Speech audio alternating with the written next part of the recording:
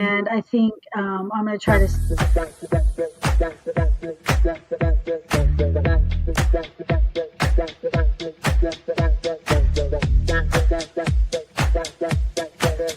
PR Connections Radio presents.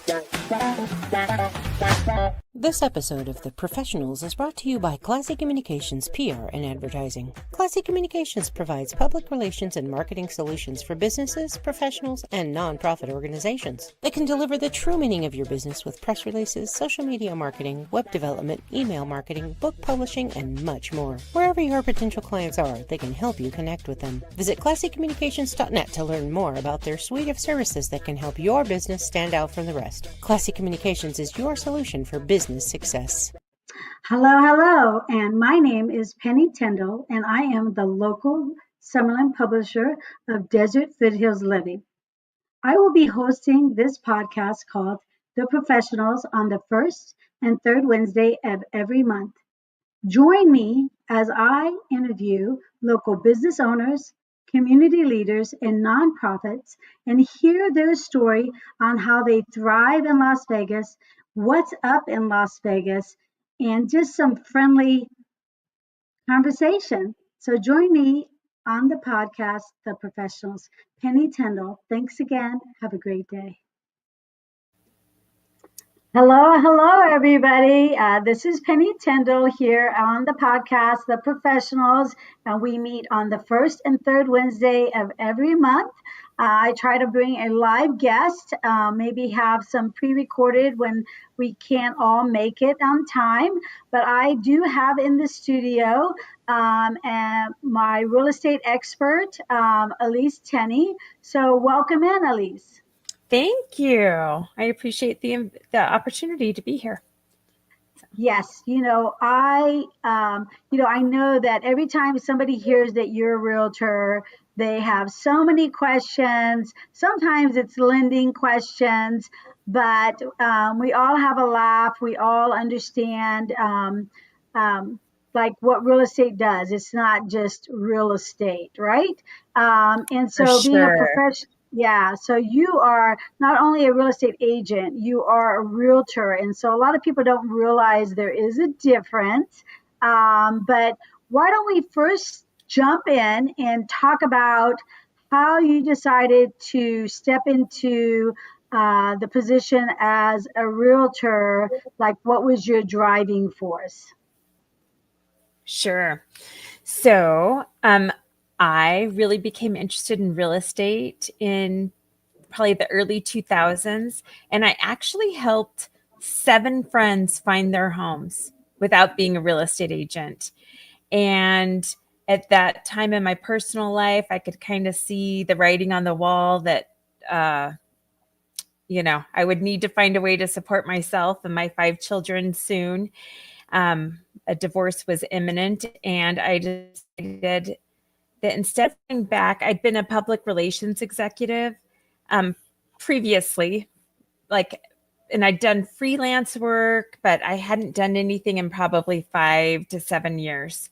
And so I decided that I was going to go ahead and embrace my passion, which was real estate. And so I did that about 13 and a half years ago, and I have loved nearly every single second of it.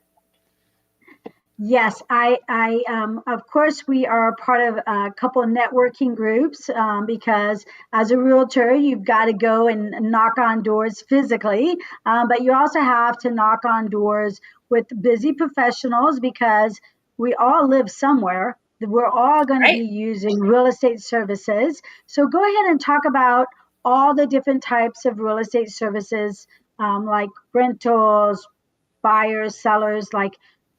What do you like? What's your take on the services that you provide to the Las Vegas and Henderson Valley? Sure. So I am on a team, and as a team, we provide services to the entire Las Vegas Valley. That includes North Las Vegas, Henderson, Mesquite, Moapa. We also do Pahrump. We just sold a couple of houses in Pahrump. They just closed this week. And Laughlin. We do Laughlin also. So the entire valley. And we offer both rentals, and we help buyers and sellers alike. And we all really enjoy what we do. So it's a great team, and we have a lot of fun. So I know you're a team. So what is your brokerage that you where you put your hat under? Sure. Sure. We are with EXP Realty and in the Palace Realty Group. And we're all together. We have a great time, and we have fantastic clients. We're so blessed, just over and over. So much of our business comes from referrals. So that's just the highest compliment you could ever give an agent, is when, like, I help you close a house, and then you're like, you overhear your friends say, "Oh, hey, I'm thinking about buying a home," and you're like, "I have a great agent for you." And that is such an honor to be part of that. Yes, and I definitely know that your personality, number one, is positive. So I know that when I want that $700,000 price point and you tell me 650, Mhm. you're going to do it with a smile and you're going to give me some direction on why you don't want to overprice your house. So tell us about some of the stuff that first of all, how's the market going? Tell us, give us an update because everybody's going to say, what is going on right now? Yeah. So I think the market, the last 2 years, it has been a little maybe odd, but um, it's still going up. Like Las Vegas, we're so lucky. We really got hit so hard 2008 to about 2011. Um, we are still going up at least 6% a year. And you really do have to be careful if you're selling a home about how you price it. That's so important, because the homes typically that are priced right, and you know they look good, or they're at least priced according to how they look. Like, clearly, if you have a home that you purchased in 2000 and you have never done any updating to it, it's not going to be priced as high as a home that was also purchased or built in 2000 and they've upgraded it. They've redone the kitchens and the bathrooms. Like, you really have to compare apples to apples. Yes, so sometimes you might not have to do a complete renovation, but you need to have number one, refresh, and also it needs to be clean, right? Because you were talking Clean. about a listing clean. Oh, yeah, it's really surprising sometimes when you go into homes, and I completely understand if it's like a tenant occupied home that you're showing. Like, you can't control what your tenants do. That's a completely different thing. And I always explain that to my clients even before we go in the door. Like, before the door is open, I'm like, "Hey, just so you know, this is tenant occupied, which means the seller cannot control what it looks like today." And you take that into account. But if this is your own home, it's so important. I recommend to all my clients, depending on the shape of the home when I go in, you need to get it professionally cleaned. And sometimes that includes windows, sometimes not.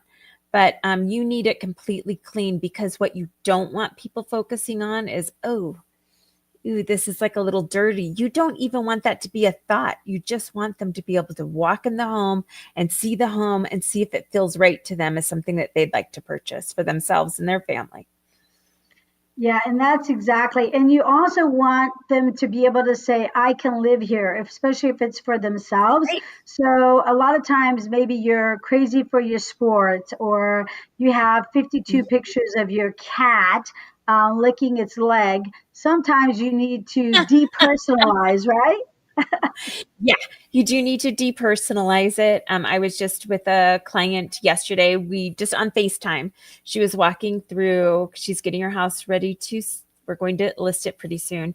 And she has, going up the stairs, she has like all of these family photos up the stairs, and it's beautiful. However, when I'm showing a home, like, you want them to be able to picture, you want your buyer to be able to picture themselves living in this home. You don't want them making up a story in their head about the people who already live there.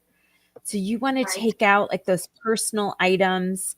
I've had another client, and I think this is like an interesting discussion, an interesting debate. Like, they had religious artifacts like everywhere. And I think that that's fine. But even if it, no matter what the theme of it was, I would have said, hey, like your home's a little heavy core.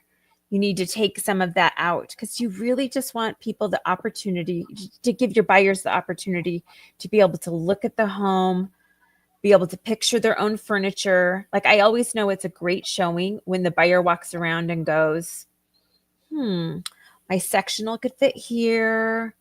Oh, this hallway's big enough for that hall table and mirror that I love to have right by the front door.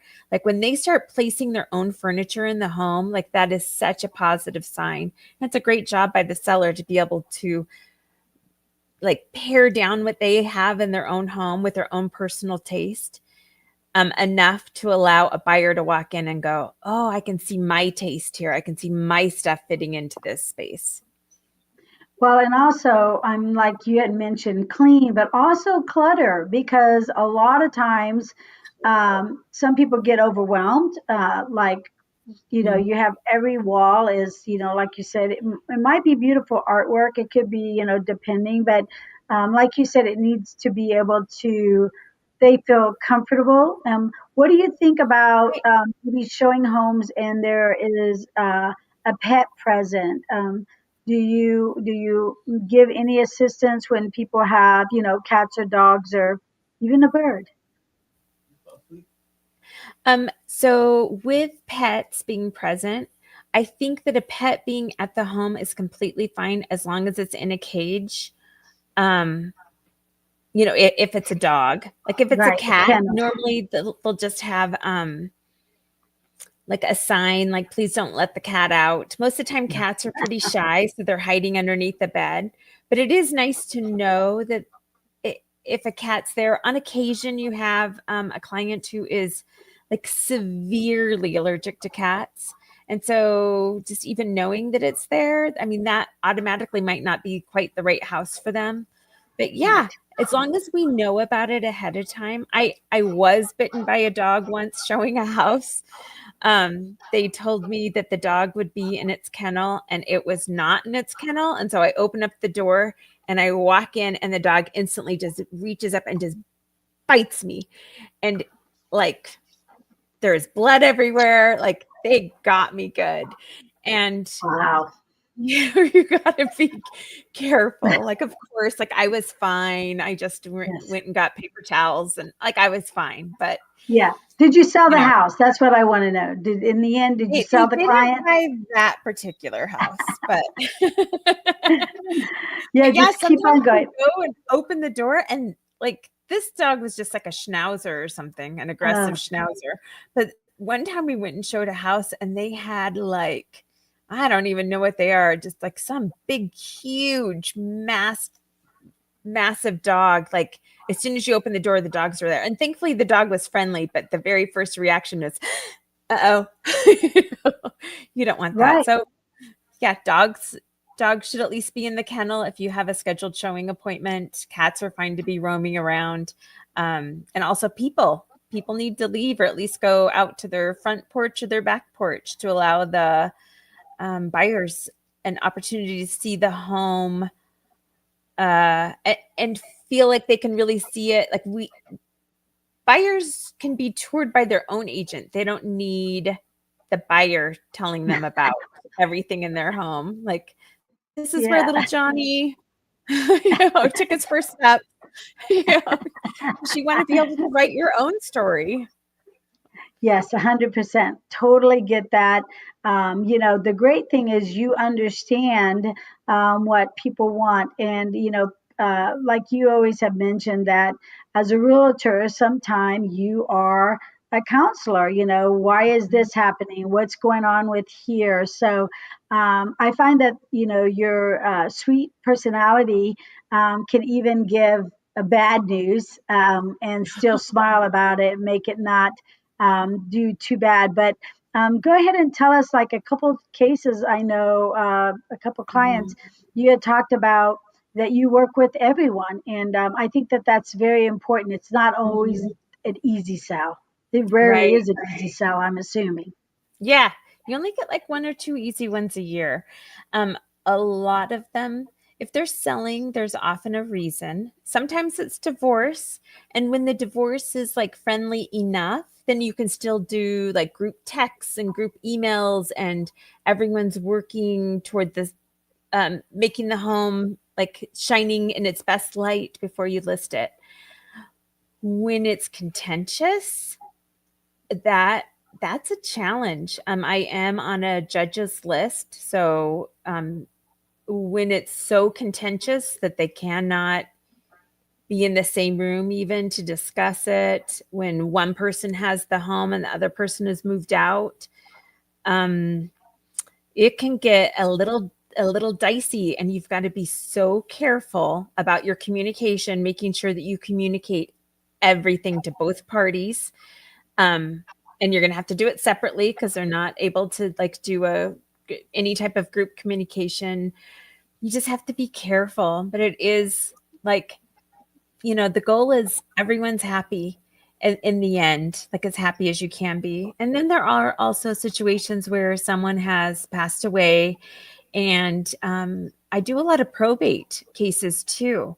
So here in Nevada, you can have a will, and as long as nobody contests the will, like you're still pretty good to sell the home. You might have to do a couple of legal things, but the best thing to do is to get a trust, because then the trust owns the home, and then the trust is selling the home, and it just makes it so much easier for everyone. But I do a lot of probate where there was no will and there was no trust.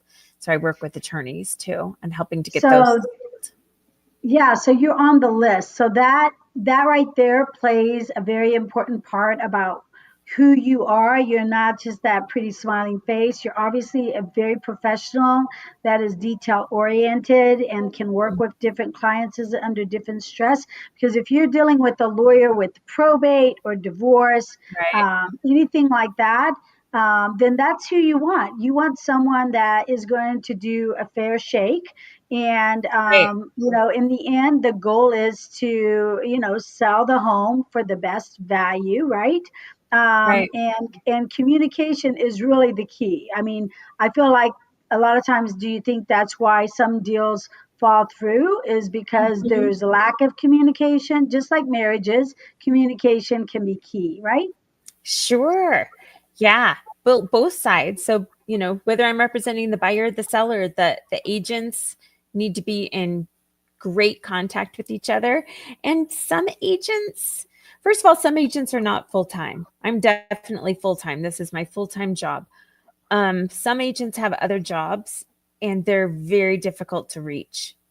Very difficult. Like they won't return texts, nowhere close to promptly, but sometimes like a delay of a day on correspondence can make, like if I'm representing the buyer and we're asking some crucial critical information, because there are deadlines in real estate, and we're up Right. against a deadline and you don't respond, like my buyer could get a little freaked out, a little spooked, and go, I don't think this is the house for us, like they're not communicating enough.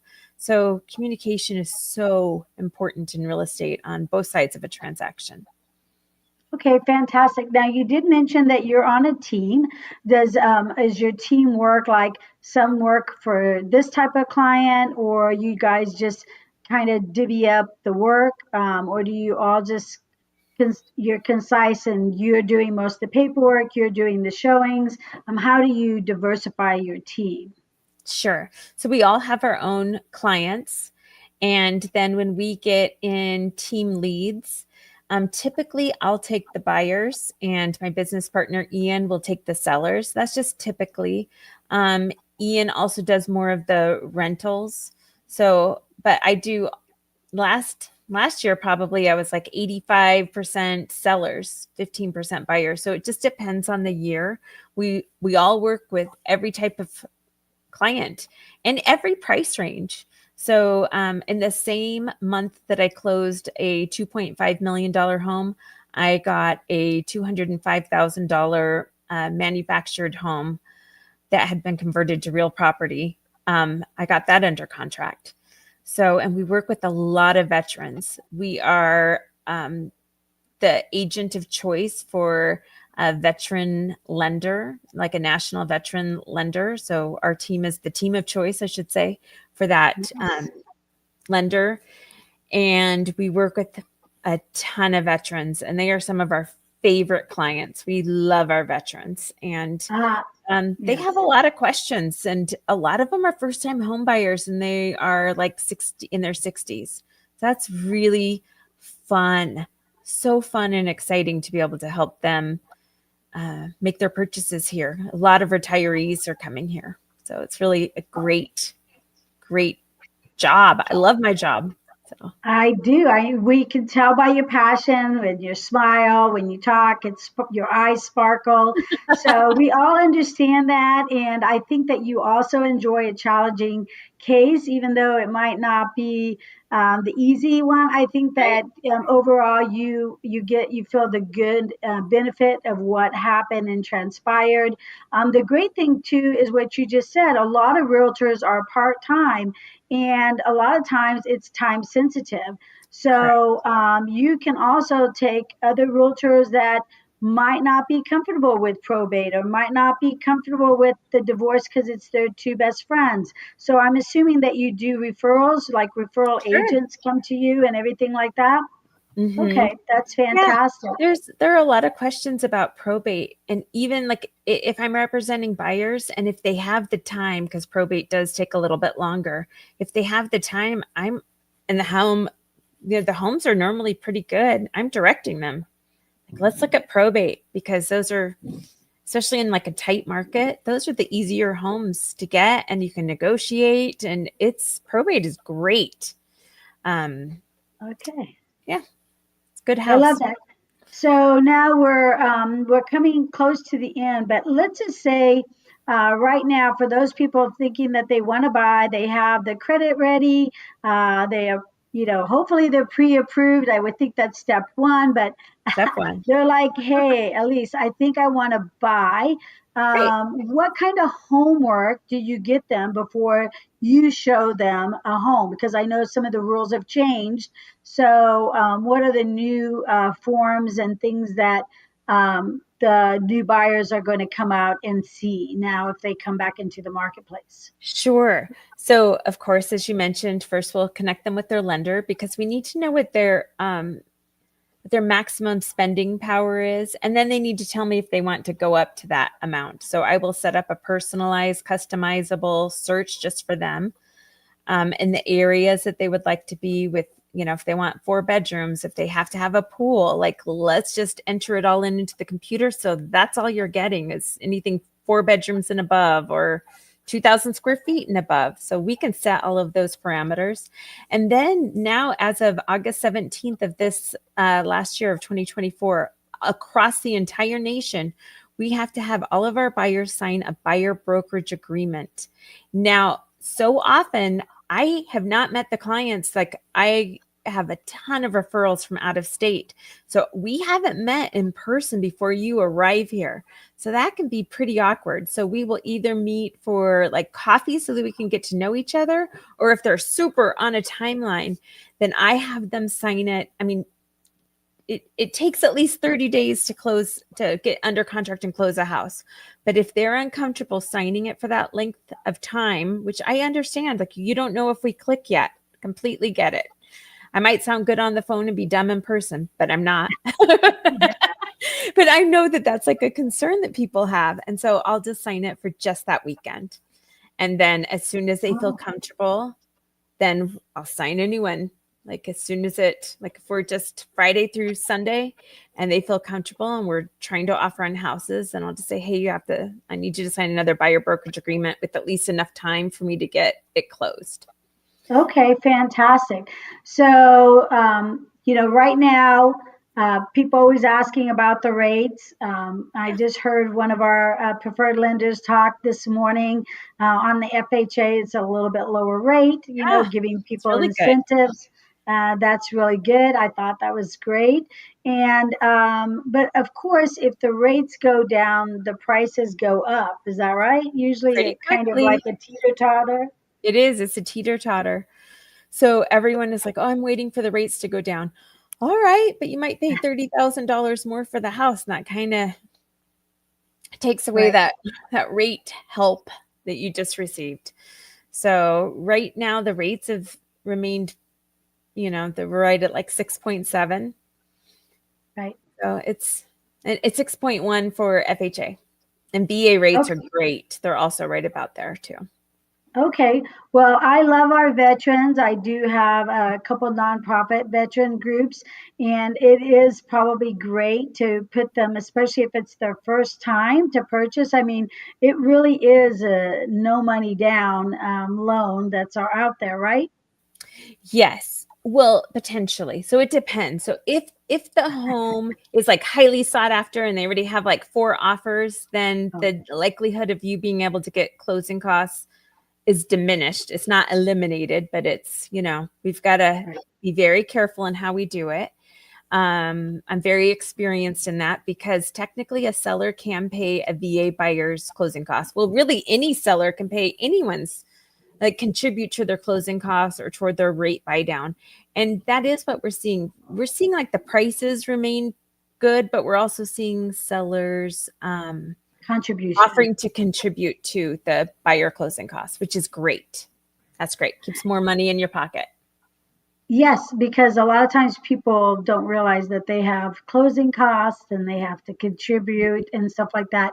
So the great thing is that really not only are you a realtor and a counselor, you are a negotiator, right? For Because the whole sure. plan is to get the house sold. And so if both agents, Yeah. work together, everybody is a win. Yeah, and Yeah. generally speaking, it's a win-win. The goal is Yeah. to sell the house, buyer or seller agent, Mhm. which you And do to get both. your seller the most amount of money for their purchase and get the buyer sometimes it's not they're going to have more benefit in getting the closing costs to get the rate down just a tiny bit than they are in negotiating $5,000 off the sales price. It's actually more helpful to most buyers to get the 5,000 toward rate buy down. Yeah, because Will that's the save them monthly money. payment that Correct. they're going to pay. So to give them $250 less, well, there you took care of your summer Right. power bill, the depending on the size of the house or condo. Okay, well, it's been really lovely. I mean, I'm sure everybody can see that you are super professional, and you've told us that you meet with lawyers and you still stay Yeah. cool, as cool as a cucumber. I Well, haven't, yeah, and I believe that to be the true scenario. So at this time, why don't you tell us how our people online can reach out to you via phone, website, your Instagram. Let's do a shout out for you and your team. oh, thanks. So my phone number is 702-810-2271. I'm also on Instagram under Alyse Tenney Realtor and also Alyse Tenney. Just you can reach right out to me. I'm also on Facebook for those same 2 names. And then Nice. you can look me up at AlyseTenney.com. And then we also have a team website of Palast, Palast, realtygroup.com. Okay, and you're part of EXP. And Correct. again, not only is she a superior realtor, she is also going to be your friend and your advocate. So if you're looking out there, you're just testing the waters.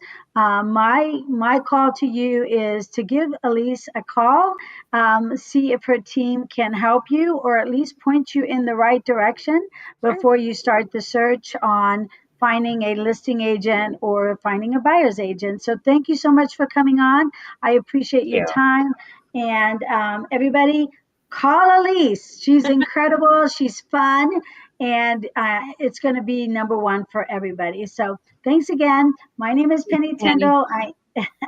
I am the local publisher for Desert Foothills Living, a Summerlin publication. If you're looking to be an expert in any neighborhood, give me a call. I would love to connect you to my neighbors. Thanks again, and see you in 2 weeks for the podcast called The Professionals. Thanks again. Thanks, Alyse. Bye Thank bye, you. everyone.